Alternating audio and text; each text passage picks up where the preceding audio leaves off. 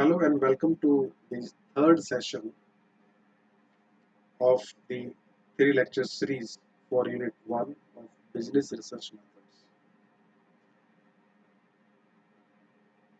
Primarily, this session is about research process, wherein I will discuss the various steps of research process in detail. So, after this session, you will be able to explain what is the research process, how many steps are there in this research process, as well as you would be able to describe each and every step of this research process. So, with this, let's start the session.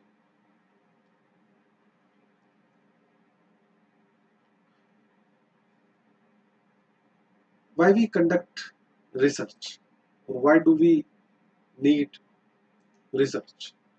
So, there are two major objectives. Number one is because we want to reduce the risk, or you can say when the business organization wants to move from the state of uncertainty to certainty. Whenever any decision maker or any business organization is dealing with high level of uncertainty, research is one such activity that they pursue to reduce the research by reducing the uncertainty. The second most important objective of conducting research is that research will provide evidences, and these evidences will be used as a defense for the decision. Try to understand. If any decision being taken by the organization, and who will take the decision? Any manager or the responsible person. So how this manager will defend why such and such decision was taken? The very impressive way to defend the decision is to defend the decision based on evidences. That we conducted research, these were the outcomes, based on these we take this decision. And if you remember from the first session of this three lecture series, is that research is a systematic or organized process of investigation which is based on data to find solution or to give more refined information for further decision. You may say that research is an investigation process which involves systematic collection, analysis, and interpretation of data to answer a certain questions. But the point is, how do we conduct research? So, research process is basically a kind of roadmap. So, for example, you may have stuck at this point and you want to go to this point X. So, there could be various routes. You may reach to that point by this direct route, or you may move to this little more lengthier route to to reach to this destination. So there could be different routes. The research process is exactly like this roadmap which inform or guide the investigator or the researcher about the different available path to carry out the research. And remember that there is no single right or the best path for all research. Like in case of traveling, there is no single best path for all the journeys. For different kind of journey, for different kind of travel, we may take different paths. Now the path researchers follow for the given research will depend on resources available and the time. Although there are few more parameters, for example, whether the decision which is going to be taken is strategic or routine. In case of usual routine decision, we seldom conduct research, but for the strategic decision, usually prefer to conduct research. And then looking at the available information. If we already have information which is related to the decision, then we will see that is this information sufficient? Is this information updated? Will it help to bring effectiveness in the decision? If there is no all these questions, definitely we will be conducting research. As I said, which path researcher will follow to conduct a research that largely depend on all these kind of constraints.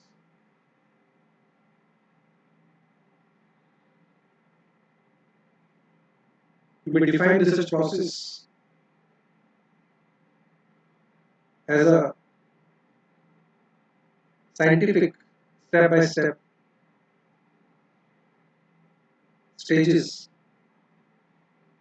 which researcher must follow to find the alternative solution and recommendations for the problem discovered.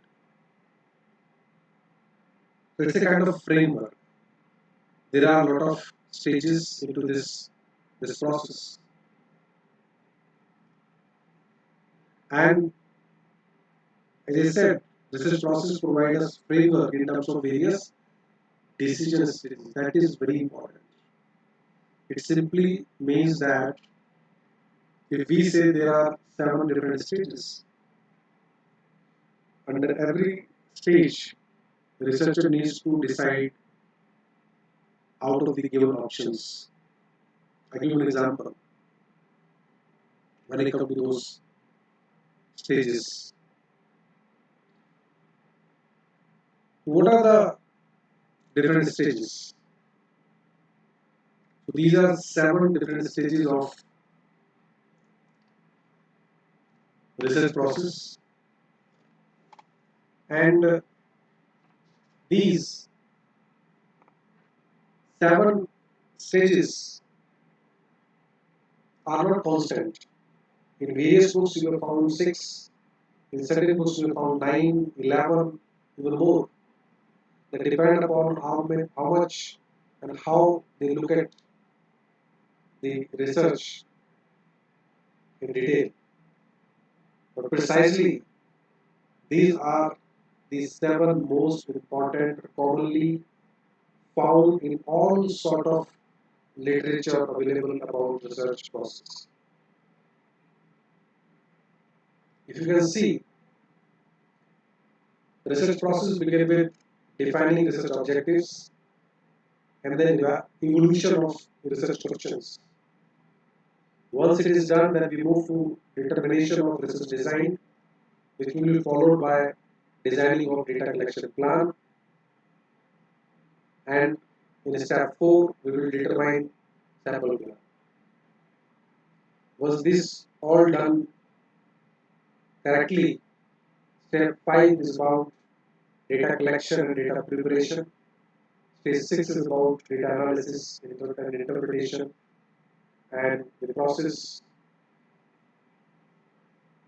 ends with preparation of report and presentation of report. So you can see that these are sequential steps, and in some of the text you will found that they say there is a forward linkage and there is a uh, backward linkage. Now, what we exactly mean by this forward linkage and backward linkage? So if you can see that step number 2 cannot be performed until the step number 1 is done. So this is the forward linkage. And because it is associated with this, so this is your backward linkage.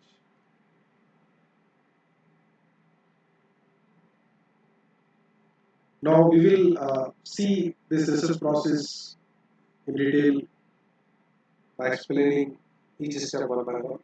Let me give you one more perspective to this one, to understand or to visualize this research process. If I ask you a question, how do you usually find the answer to your question? And this question may be related to your life, may be related to your business problem, may be related to your any other problem. Let us come out from this context of research and think about our context of business, think about a situation, how do you find the answers to your questions? So we may go to the experienced people, ask them about their own experience by asking a question, what is their suggestion. We may not discuss with someone, rather we may go for observation how other people are solving their problems, which is very similar to my problem. Another could be we may refer to certain books, articles which are published on the area where I have studied. So you can see that there are a number of ways to get the answer for yourself. Research process is yet another method. It is a method that will help you to find the answer to your question. It will not generate the answer directly, rather it will guide you in such a manner that you will reach to the answer. So if I want to answer my questions related to certain business problem, then definitely this research process can be viewed as a guide for the for finding the answers. So the step one is about defining research objectives and evolution of research questions.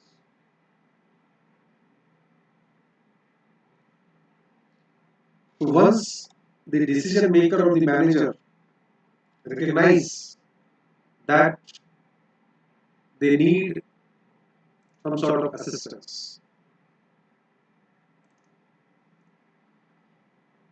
then the research process may begin. So the managers, they found some symptoms, and through these symptoms they found that they need assistance of researcher.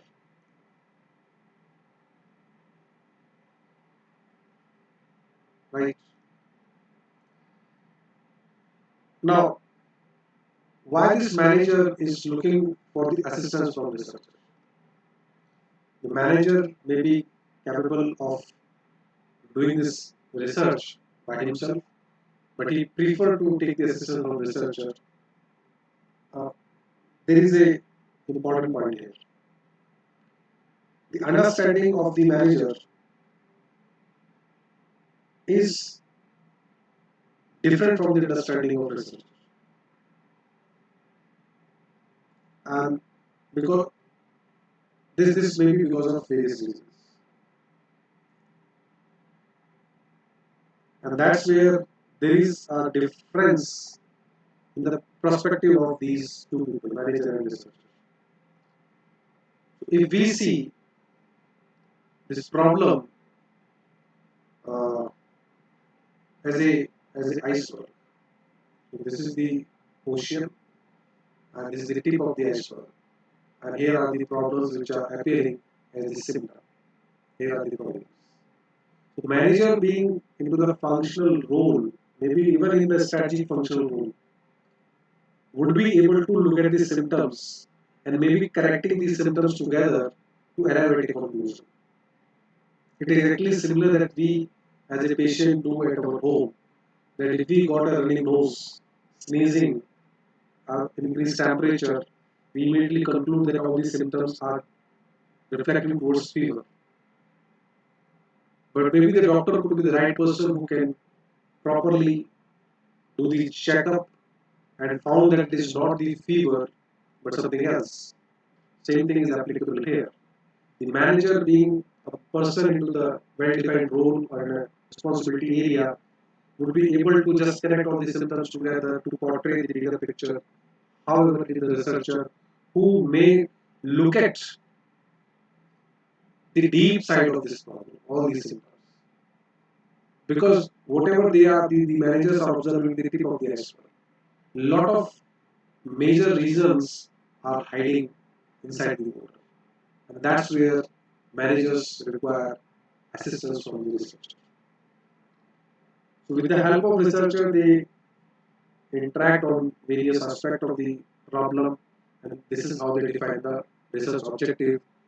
Now the question, the point is, once the objective is defined, how do we find the solution to this objective, or how do we resolve this objective? This can be done by us by using investigative questions.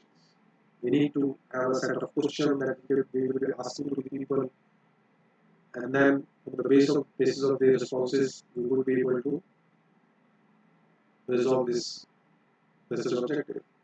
So there is a hierarchy through which we will arrive at the investigative questions. It is not like that we just define the research objective and directly formulate the investigative questions. It is not the method, because scientific concept of scientific inquiry says that we should move within this step carefully. And this evolution of research questions is an example how scientific temperament can be brought in business research. Maybe in most of the book you found that these are not discussed. People directly jump to the next step. But if you apply the concept of scientific inquiry, you will find that research questions or the investigative questions that we have in our questionnaire are not the research objectives. We have to convert these research objectives through certain stages into the investigative questions that will cover up later in another class out of this 3 lecture series. So once we have defined the research objective in step number 1, these research objectives can be about a research gap, and here there is a lot of interaction between the manager and the researcher. Why this interaction is required? Because the perspective through which manager is looking at the problem may be different, and researcher can help to find out the real causes for the symptoms. Step number 2 is about determination of research design. Research design is a kind of blueprint. It's a kind of architectural design that one researcher should follow in conducting the research. In business research, we have 4 types of research design: the exploratory research, the descriptive research, the causal research, and the, the experimental research. Exploratory research is more about exploration, getting clarity about something which is not known, which is more abstract earlier. Descriptive is about testing the assumption that we have created during the exploration. Maybe while exploring various things, you may draw some of the assumptions. Those assumptions in the form of hypothesis can be tested during the descriptive research design. Here we are more concerning about describing. So frequency frequency calculation to the central tendency, mean calculation to the deviation calculation, all these comes under this category. And one of the most important aspect is hypothesis testing. Then we move to the causal research. Here we are more concerned about uh, how the two variables uh, associated with each other, number one, and then uh, then finding out what is the relationship between these two. Is it like that these are positively correlated? Is it like that these are negatively correlated, or there is no correlation? So cause and consequences uh, relationship will be, uh, if it is the target, then causal research design will be used. In case of experimental design, once we establish cause and effect relationship, then we may be looking uh, to test whether this exists, or we would be looking for the evidences. So to confirm what we have explored in the cause and effect relationship studies, then for that evidence we will conduct experimental research. We will use experimental research. So these are the four options that we will use. Stage 3 is about designing data collection plan. Here these are the four very important component of this. The data collection plan begin with the understanding of data required, that is the primary data or the secondary data. And then we will explore the sources of data that may be sometimes internal to the organization, and sometimes we need to take the help from external agencies for the data. If we are going for primary data, we may be requiring a set of questions that is known as questionnaire. Then designing a questionnaire is very important part of data collection plan. And once the questionnaire is drafted, then before taking this questionnaire finally to the respondents for the data collection, we will conduct a pilot testing. Pilot testing is testing the questionnaire, whether the questionnaire that we have drafted uh, is appropriate, is error free, is clear enough for the respondent. These all kind of checks are done through pilot testing. Many times we also conduct pilot testing to measure or to check whether the questionnaire will be able to measure what it is supposed to measure. It's more about reliability part. Pilot testing from the statistical point of view is a stage within the data collection plan wherein once the questionnaire is designed, we will look at that the purpose of the questionnaire would be solved by the questions it contain, or does it require any kind of change. So this is about designing data collection plan. Step 4 is about determining sample plan, and it begins with the definition of population. Defining population is very important, because if this population is not defined, then it is very difficult to find the sample out of it. So defining population and then defining sample, that is the first initial point in the sample plan. Once it is done, then we determine the sample unit. Sample unit refers to the uh, those units that contain the respondents in groups. Once sample unit is finalized, I give you an example. If I want to conduct a survey on the students, so in this case, the sample unit would be the colleges or the student as per what we need in our study. Once it is done, then we calculate the sample size. This we can do by statistical calculation or by referring to the previous studies on the same topic. And then we decide the sampling method we are going to use. There are two methods. One is the probability sampling method, another is the non-probability sampling method.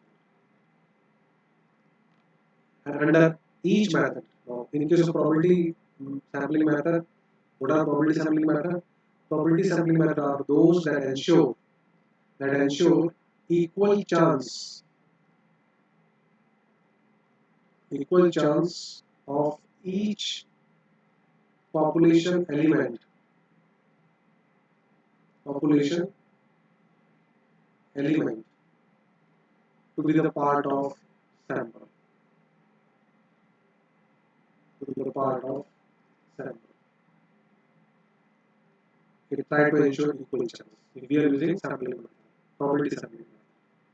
If we are using non-probability sampling method, it it would not focus on providing equal chance, but it will try to figure out how best we can meet the requirement of our objective by using sample. So this is major difference. We'll see to all these stages in the upcoming units of business research method course in time to come. Finally, under every sampling method, we have various kind of sampling techniques. So, for example, in case of probability sampling method, what techniques we have? So we have techniques like simple random sampling. Right? We have systematic sampling.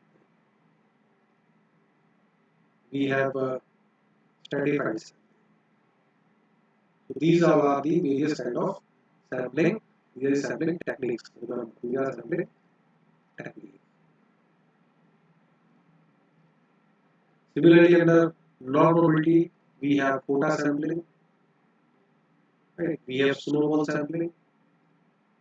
We have purposive sampling that together include convenience sampling and the judgmental sampling. So these all are the sampling techniques under non-probability. Moving ahead to the step number 5, it is about data collection, data preparation. For the first time the investigator goes to the field, collect the data, and after collecting the data,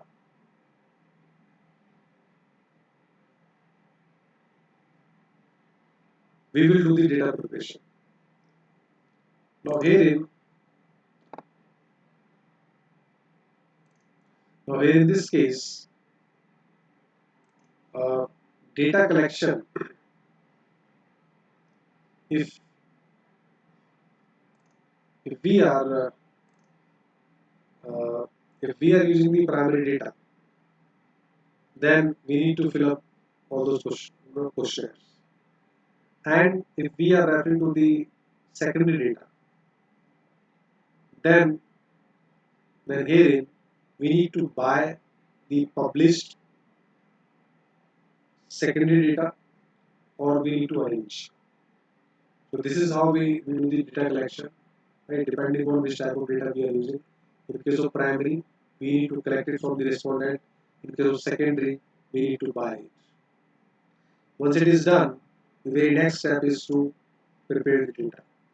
And when we say data preparation, it is in context of primary data.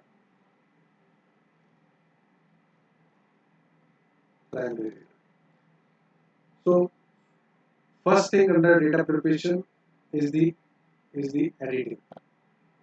Editing to reduce the non-sampling errors. Non-sampling errors involve the errors that arise because of the missing values circulated the questionnaire to the respondent. They filled up certain questions. In certain questions, they made certain gaps they didn't attempt. So those missing entries could be the problem.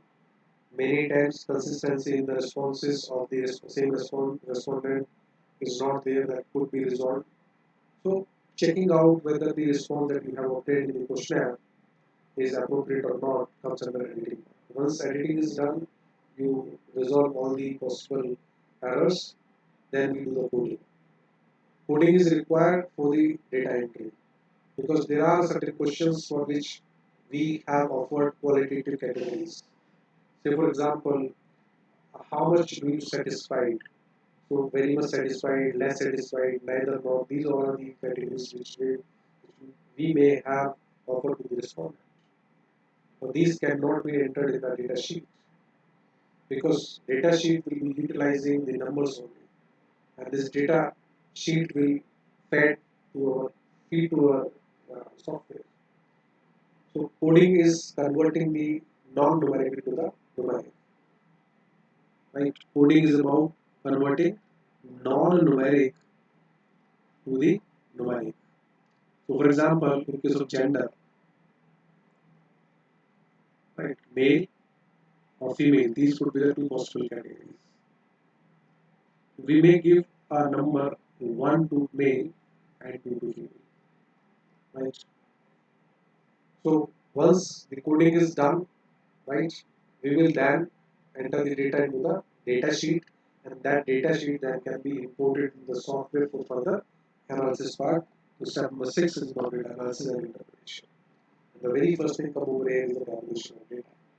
Once you feed the software with the data, what next you can do is you can reduce the entire setup into a into the tables. Now here I make one thing very clear, that it is not compulsory that every time you use some software. Many times if the data is not used, then you yourself can do the analysis manually by using simple calculator and various tables, log tables, all this stuff. If you have access to the operating systems like Windows or like Sun, wherein certain applications are there like Excel and spreadsheet, you can utilize those as well. If you have the access to the software like SPSS or the R, you can utilize those as well. Right? So it is why I'm saying it, because we in this step many times I found that student perceive that data analysis can be done by using software only. No, it is not. If softwares are not there, yourself can conduct the analysis provided that you have enough understanding of statistics with you. The tabulation will help you to reduce the data into the significant, important tables. That is one thing you can do. Second, you can conduct descriptive analysis by doing some counting of the variables, by taking mean of certain relevant variables and finding deviations. We may go for data visualization by various charts and diagrams. So for example, if I am interested in finding out the correlation, rather I should take, rather I should go directly to the correlation coefficient calculation. It is suggested that we can create a diagram which is called scatter plot, and that scatter plot diagram will literally help in finding out whether the variable y and x are somewhere related to each other or not. If I found some sort of possibility, then yes, we can go for the calculation. Differential statistics and multivariate statistics is the degree of complexity in your calculation will be purely based on the requirement of the objective. If my objectives does not require hypothesis testing, I should avoid it. If my objectives require the application of multivariate analysis such as vector or conjugate analysis, we should go for it. So largely, what kind of statistical technique the researcher will be using based on the requirement of the research objectives. And once the data analysis is done, the very important aspect of the analysis is the interpretation. Because maybe the reader of my research result not so good in understanding the numbers or the calculations or the formulas. So I need to write the meaning of the calculations, the result of the analysis in such a manner that my reader can easily understand what I try to make or I try to make clear in my research. interpretation is very important because it makes the analysis impressive and relevant. Then the step number 7, which is the last step, is about preparation and presentation of research report. So research report is basically the document of research. It is the proof that you conducted research and you collected various evidences. Research report is a tool that will help to communicate your findings to the decision makers. And structure of the report contains certain very critical parts. It should begin with the executive summary. This executive summary should not exceed more than 2 pages because the purpose of having the executive summary is to just give an overview to the reader in such a manner that he may decide to read it further. Introduction or the background should be the first part of the report, followed by the review of previous research referred during the research by the researcher. Then a proper explanation of detailed research methodology should be given, and as per the methodology, data analysis and findings are to be mentioned in the research. Conclusions with recommendations along with the limitations should be mentioned properly, and the references of all the sources we have referred should be provided as a list of references under bibliography. And there are certain tables, there are certain references which we have utilized in the research, but that may not become the part of main body of your research report, would then be tagged as appendix. So what presentation of research report is concerned, it may be either in written form or maybe the oral form.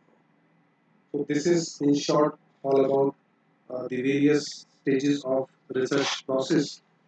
And before we end this session, let me conclude whatever we have discussed so far in all these 3 sessions by discussing this important slide on features of good research.